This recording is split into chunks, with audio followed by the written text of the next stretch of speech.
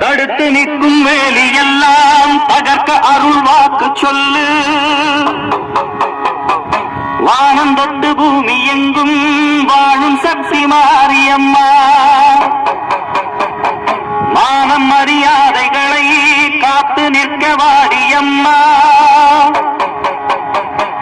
நாளும் உன்ன பூஜை செய்ய நல்ல பதில் தாரும் அம்மா.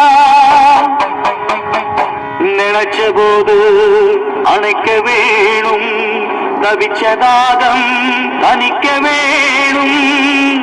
படைச்ச தாயி மனசு வந்து இறங்கி நீயோ வளர்ந்த வேணும்.